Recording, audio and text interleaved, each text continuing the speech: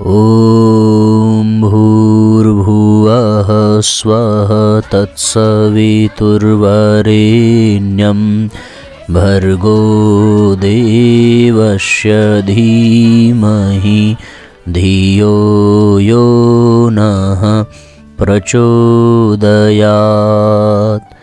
ॐ सद्गुरुचरणकमलेभ्यो नमः। सभी आत्मीय बंधुओं को बहुत बहुत प्रणाम। आज सभी का बहुत बहुत स्वागत है। आज के सत्र में ऑनलाइन दैनिक स्वाध्याय का अगला एपिसोड जिसे हम प्रारंभ करने जा रहे हैं, जीवन जीने की कला पुस्तक से आज का 15वां अध्याय है, द्वेष दुर्भाव से कोई लाभ नहीं। इस अध्याय के अंतर्गत पहला बिंदु द्वेष का अस्थायी कुप्रभाव। इसके अंतर्गत परम पूज्य गुरुदेव क्या कहते हैं, आइए उनके विचारों से हम सभी रूबरू हों।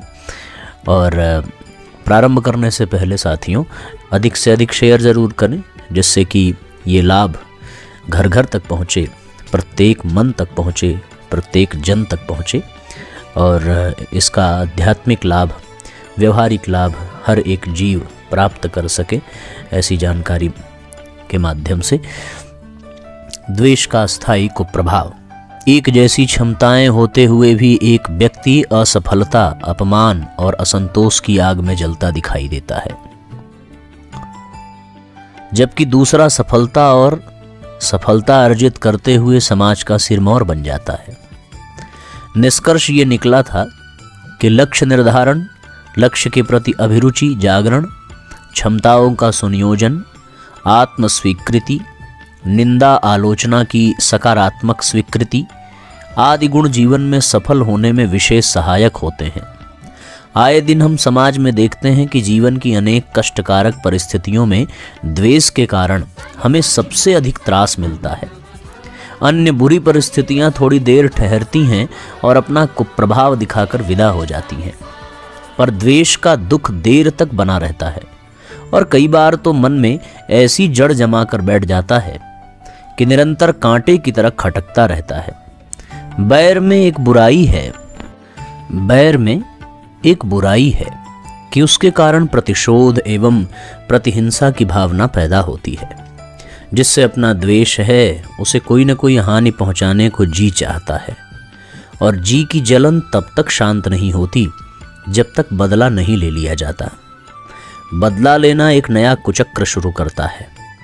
जिसे त्रास दिया गया है उसके मन में ठीक वैसी ही प्रतिहिंसा उत्पन्न होती है जैसी बदला लेने से पूर्व अपने मन में थी। उसके मन में प्रतिशोध का रोष उमड़ता है और अपने ऊपर चोट करता है। अब ये पहिया घूमने लगता है, क्रिया की प्रतिक्रिया होती है, दोनों पक्ष एक दूसरे से अपना बदला चुकाने लगते हैं। इस चपेट में दूसरे अनेक निर्दोष लोग भी आते हैं। कभी कभी इसका संगठित रूप पार्टी बंदी के रूप में उठ खड़ा होता है। हत्या, कत्ल, डकैती, फौजदारी, छुरेबाजी, लूट, अपहरण, चोरी आदि की जितनी घटनाएं धन के लालच से होती हैं, उससे कई गुनी द्वेष जनित शत्रुता के कारण होती है। चिंता, भय, निराशा, शोक, अपमान आदि अनेक कारणों से मनुष्य का मन दुखी रहता है, पर उन सबको मिलाकर भी उतना दुख मन को नहीं होता जितना द्वेष के कारण होता है।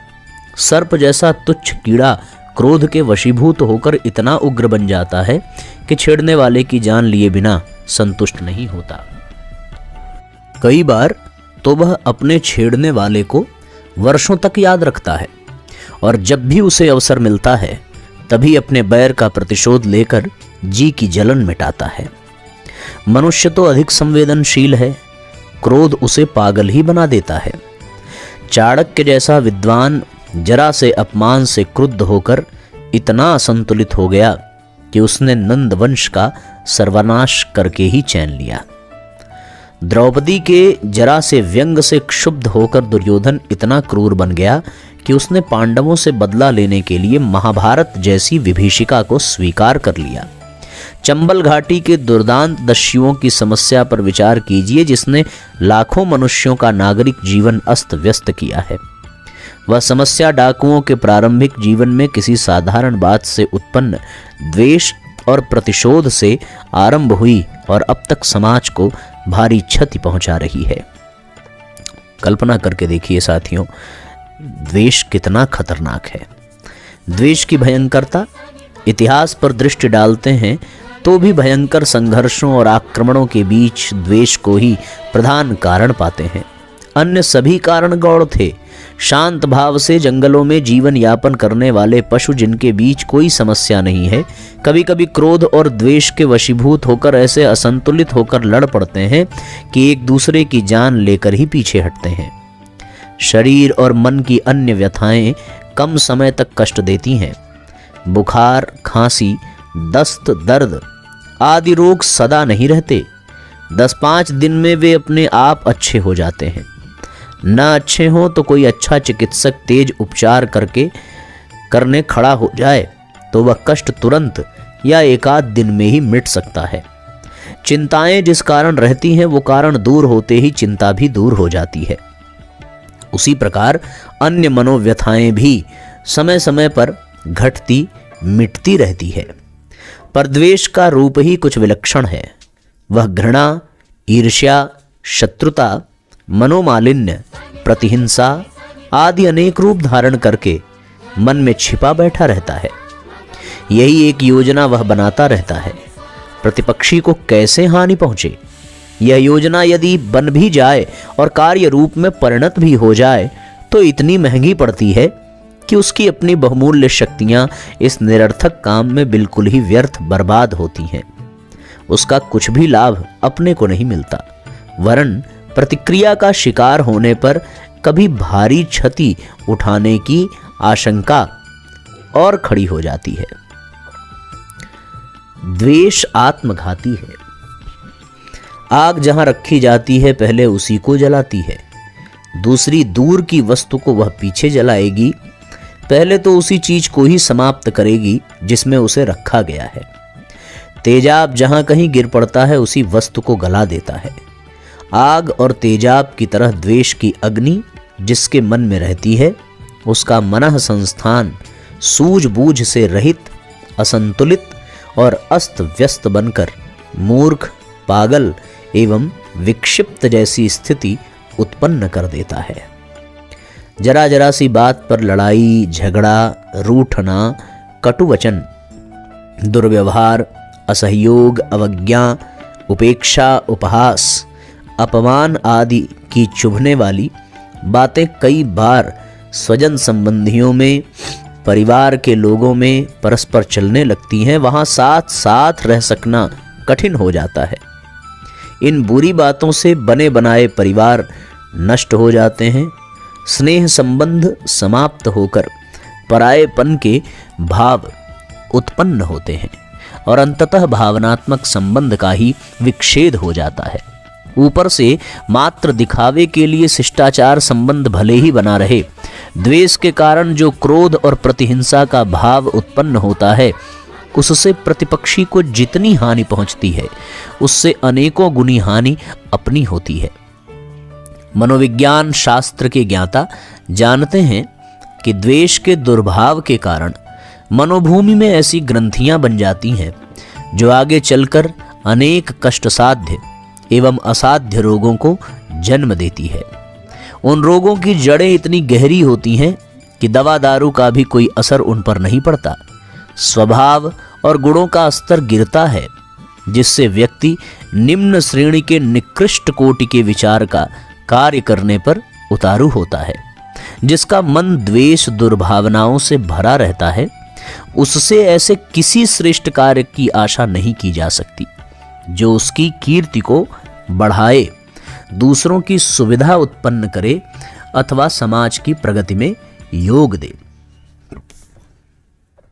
इसलिए हम सब लोगों को अपने जीवन में साथियों द्वेष से बचने की आवश्यकता है। ये बड़ा आत्मघाती कीड़ा है जिससे उत्पन्न होता है पहले उसी का सर्वनाश करता है और उसके बाद जिसके लिए ये होता है उसका नंबर बाद में आता है।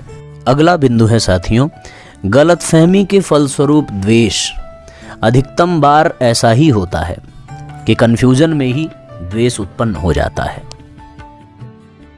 इसके अंतर्गत परम पूज्य गुरुदेव कहते हैं कि वैयक्तिक जीवन में घोर अशांति और समाज में भयंकर विक्षोभ उत्पन्न करने वाले इस दुष्ट द्वेष की जड़ खोजने पर ज्ञात होता है कि द्वेष का उद्गम गलतफहमी से होता है। ऐसी घटनाएं कम ही होती हैं जब किसी ने लोभवश किसी को सताया हो और उसके कारण द्वेष उत्पन्न हुआ हो। द्वेष का प्रधान कारण गलतफहमी होती है।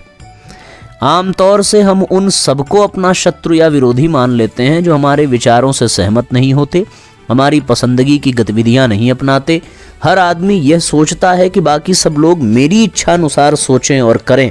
यह आकांक्षा बहुत ही गलत, अहंकारपूर्ण और नासमझी से भरी हुई है। अपनी समझ से हमारा सोचना और करना हमारे लिए ठीक हो सकता है, पर यह जरूरी नहीं कि बाकी सब लोग भी उसी को ठीक समझें जिसे हम पसंद करते हैं। रुचि, भिन्नता और विचार साम्य इस संसार की शोभा और विचित्रता है। यदि नैतिक आदर्शों पर हम सब सहमत हों तो फिर बाहरी साधारण रुचि भिन्नताएं हमारे प्रेम भाव में बाधक नहीं होनी चाहिए। हर आदमी को अपनी मनोभूमि, रुचि, भावना और परिस्थिति होती है। वह उसी आधार पर सोचता, चाहता और करता है। हमें इतनी उदारता रखनी ही चाहिए कि यदि हम दूसरों की भावनाओं का आदर न कर सकें तो कम से कम उसे सहन तो कर ही लें। असहिष्णुता मनुष्य का एक नैतिक दुर्गुण है जिसमें अहंकार की गंध आती है।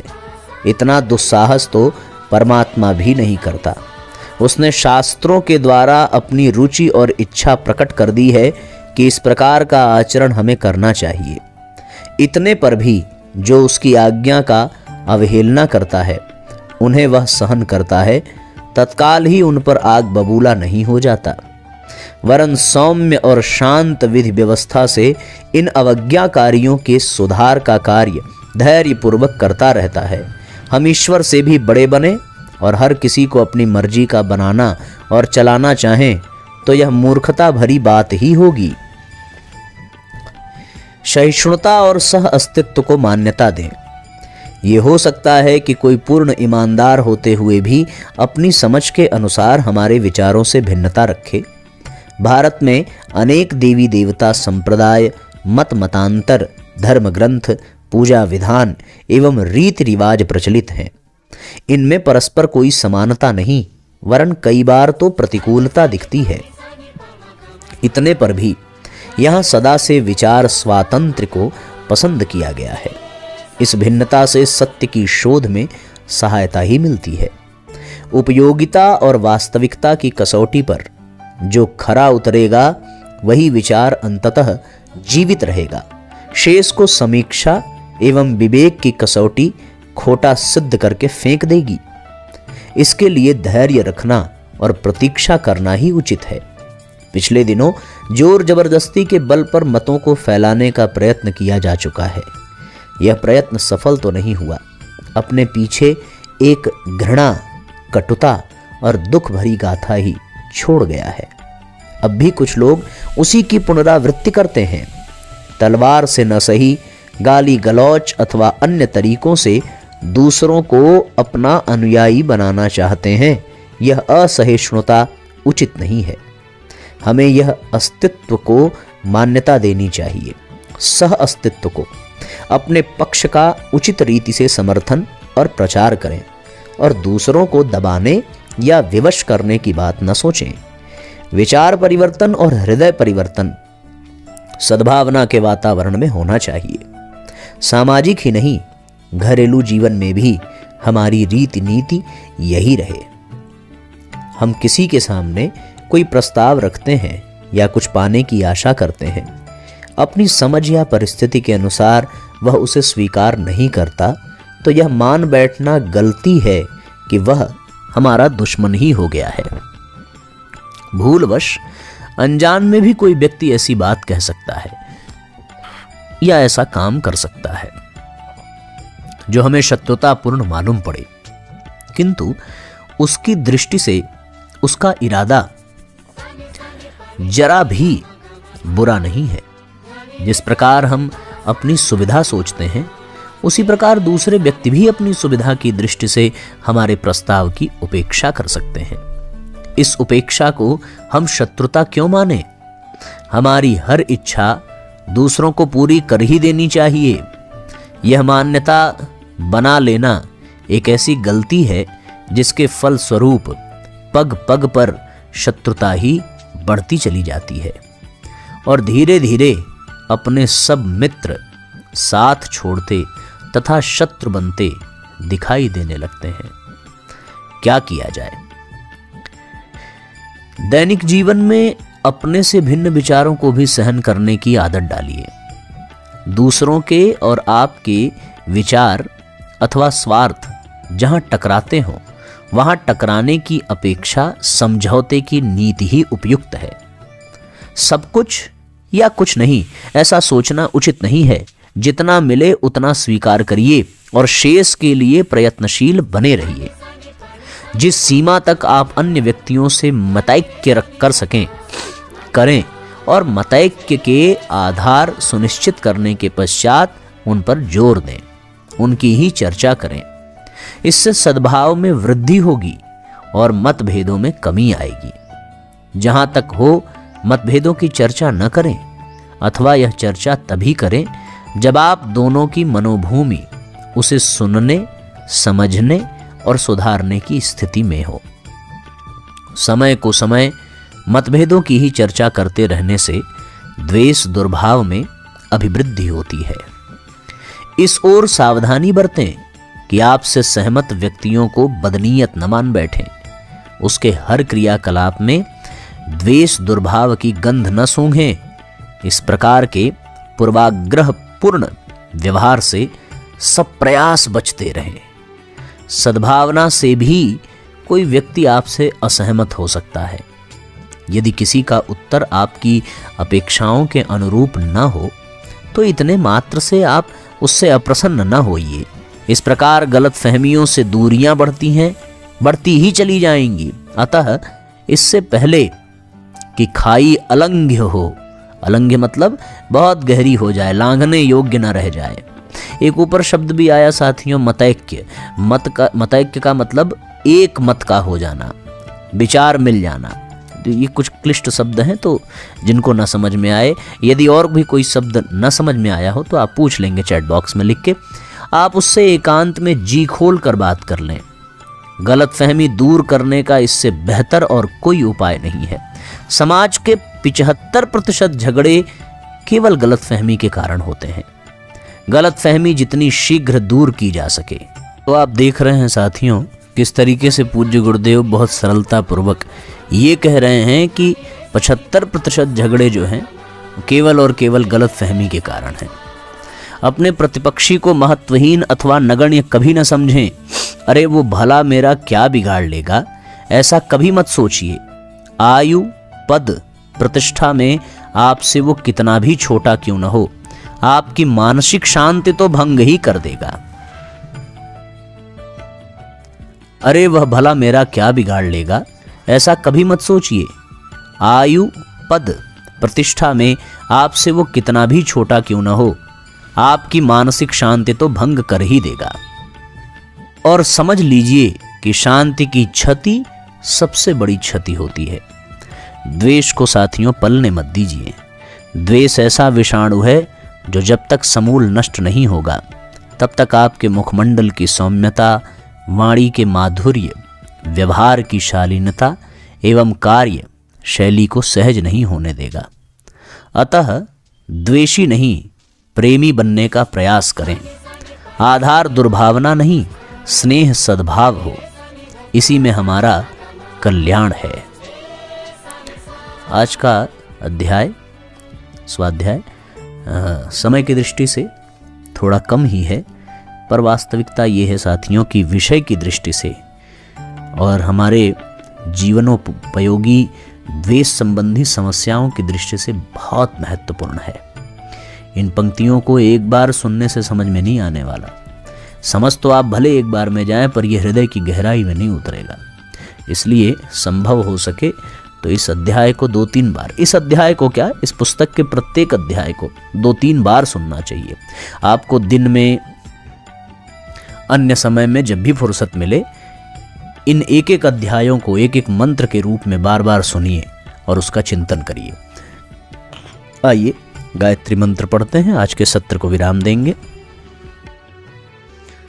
ओम भूर्भुवः स्वः तत्सवितुर्वरेण्यं भर्गो देवस्य धीमहि धियो यो नः प्रचोदयात्।